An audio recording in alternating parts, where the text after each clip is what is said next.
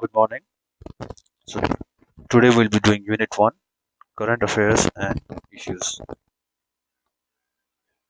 So the lesson outline would be first we'll be doing reading 1, then pronunciation, speaking, grammar 1, writing 1, reading 2, listening, grammar 2, writing 2, and lastly project work. So in this lesson we will learn about artificial intelligence and how artificial intelligence has been able to change the world that we are living in. So first we'll be doing reading 1. So think about it. How driverless cars will change our world. भन्नु खोजेको driver बिनाको गाडीले हाम्रो संसार कसरी बदलिन्छ. So now we'll be reading the chapter How driverless cars will change our world. It's a late night in the metro area of Phoenix, Arizona, under the artificial glare of street lamps. A car can be seen slowly approaching. Active sensors on the vehicle radiate a low hum. A green and blue W glows from the windscreen, giving off just enough light to see inside, to a complete empty driver's seat. So यो प्याराग्राफमा के भनिएको छ भन्दाखेरि रातिको समय छ, फ्युनिक्स एरिजोनामा बाटोको बत्तीहरूको बीचमा एउटा गाडी आइरहेको देखिन्छ. त्यो गाडीमा सेन्सर्सहरू हालिएको छ जुनले चाहिँ सानो हुम आवाज गरिरहेको छ. हरियो र नीलो डब्लु चम्किरहेको छ झ्यालको स्क्रिनबाट, जसले चाहिँ अलिकति गाडीको भित्रको भागहरू देख्न सकिन्छ, तर गाडीमा ड्राइभर छैन र ड्राइभर सिट खाली छ. The wheel navigates the curb, parking as an arrival notification pings on the phone of the person waiting for it. When they open the door to climb inside, a voice greets them over the vehicle's sound system. Good evening. This car is all yours, with no one up front, it says. भनेको पाङ्रा गुडिँदै आइरहेको छ, पार्किङमा आएर रोकिन्छ अनि फोनमा एउटा notification आइन्छ. अब जब त्यो मान्छेले ढोका खोलेर भित्र जाँदाखेरि एउटा आवाजले गुड इभिनिङ भनिन्छ. यो गाडी सबै तपाईँको हो, जसमा कोही मान्छे अगाडि छैन भनेर भन्छ.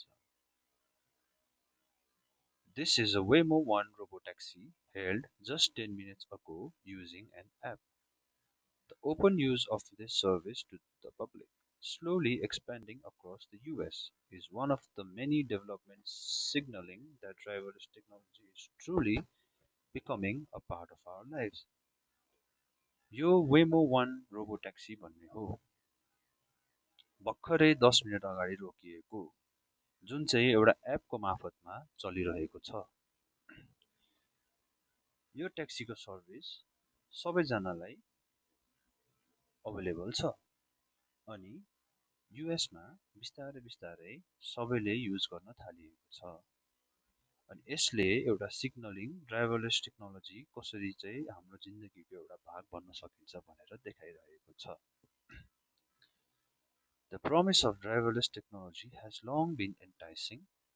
It has the potential to transform our experience of commuting and long journeys, take people out of high-risk working environment, and streamline our industry. It's key to helping us build the cities of the future, where our reliance and relationship with cars are redefined, lowering carbon emission and paving the way for sustainable ways of living, and it could make our travel safer. The World Health Organization estimates that more than 1.3 million people die each year as a result of road traffic crashes. We want safer roads and fewer fatalities. Automation ultimately could provide that, says Camilla Fowler, head of automated transport of the UK Transport Research Laboratory TRL. अब यो प्याराग्राफमा के भनिएको छ भन्दाखेरि ड्राइभरलेस technology एउटा फ्युचरको एउटा promise रहेको छ, जसमा पोटेन्शियल छ, जुन चाहिँ हाम्रो एक्सपिरियन्स, जुन हामी गाडी चढ्ने एक्सपिरियन्स होइन र लङ जर्निजहरूको एकदमै सजिलो पार्ने एउटा एक्सपिरियन्स यिनीहरूले क्रिएट गर्न सक्छ. तर त्यति मात्रै होइन, यसले हाई रिस्क वर्किङ इन्भाइरोमेन्ट र हाम्रो विभिन्न प्रकारको इन्डस्ट्रीहरू जुन जुन छ त्यसलाई पनि स्ट्रिमलाइन गर्ने गर्छ। अब यसले हामीलाई भविष्यको सहरहरू बनाउन मद्दत गर्छ जहाँ चाहिँ हाम्रो नाता गाडीसँग फेरि रिडिफाइन भएको छ। जस कसरी भन्दाखेरि ड्राइभरलेस कार इलेक्ट्रोनिक भएको कारणले गर्दाखेरि कार्बन एमिसनहरू थोरै हुन्छ, सस्टेनेबल वेज अफ लिभिङ, मान्छेको सस्टेनेबल हुन्छ लिभिङ होइन, अनि हाम्रो ट्राभललाई सेफर पनि बनाउँछ। अर्को, वर्ल्ड हेल्थ अर्गनाइजेसनले यो भनेको छ कि 1.3 मिलियन पिपल हरेक वर्ष बाटोको दुर्घटनाले गर्दाखेरि मृत्यु हुन्छ। We want safer road and fewer fatalities भनेको सुरक्षित बाटो र थोरै घटनाहरू हुने हामीलाई चाहेको हो। यो कसले भनेको? क्यामिला फाउलर भन्ने, जो चाहिँ head of automated transport of the UK transport research ल्याबोरेटरीको हेड हुन्। But in order for driverless technology to become mainstream, much still needs to change. Driverless vehicles should be a very calm and serene way of getting from A to B. But not every human driver around it will be behaving in that way, says David Hind, Chief Scientist for Safety and Investigation at DRL.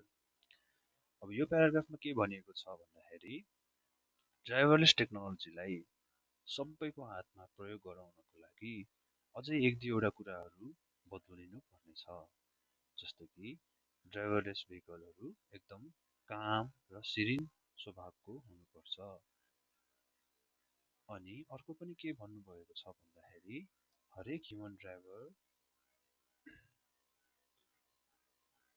ड्राइभरलेस technology जसरी नै behave गर्दैन भन्ने छ, जुन चाहिँ chief scientist David हिन्ड भन्ने टिआरएलको investigation र सेफ्टीको हेडले चिफले भन्नुभएको छ।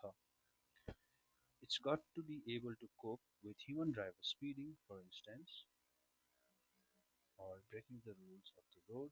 And that's not the only challenge. There are regulations, rethinking the highway code, public perceptions, improving the infrastructure of our streets, towns, cities, and the big question of ultimate liability for road accidents.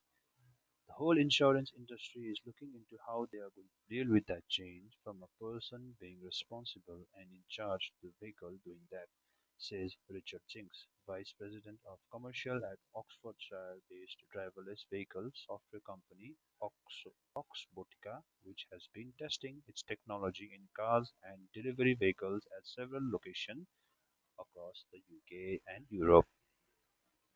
अब यो प्याराग्राफमा के भनेको छ भन्दाखेरि ड्राइभरलेस technology अपनाउनको लागि एक दुईवटा कुराहरू बदलिनेछ। जस्तो कि ड्राइभरहरूको बानी व्यवहारहरू बुझ्नुपर्ने छ। त्यति मात्रै होइन, जुन बाटोमा कोड एन्ड कन्डक्ट हुन्छ, बाटोको नियमहरू हुन्छ, त्यसको पनि पालना गर्दै र पछि गएर कुनै टोल या सहर या बाटोहरूको नियमहरू पनि पालना गर्न सक्नुपर्नेछ। यो ड्राइभरलेस टेक्नोलोजी अझै पनि त्यतिको विकसित भएको छैन। र अर्को के पनि भनिएको छ भन्दाखेरि इन्सुरेन्स इन्डस्ट्री, जुन चाहिँ हाम्रो गाडीहरूको इन्सुरेन्स गरिन्छ र मान्छेहरूको पनि इन्सुरेन्स गरिन्छ, उहाँहरूले चाहिँ अब यो ड्राइभरलेस टेक्नोलोजीलाई आइसकेपछि चाहिँ कसरी उनीहरूले चाहिँ त्यो प्रकारको स्टेप्सहरू लिन सकिन्छ भनेर चाहिँ यहाँ भनिएको छ। अर्को के पनि भनिएको छ भन्दाखेरि रिचर्ड जिङ्स भन्ने, जो चाहिँ अक्सबोटिकाको भाइस प्रेसिडेन्ट हुनुहुन्छ, उहाँले भन्नुभएको छ अझै पनि टेस्टिङ भइरहेको छ गाडी र डेलिभरी भेहिकल्सहरूमा, विभिन्न प्रकारका लोकेसन्सहरूमा युके र युरोपमा भइरहेको छ।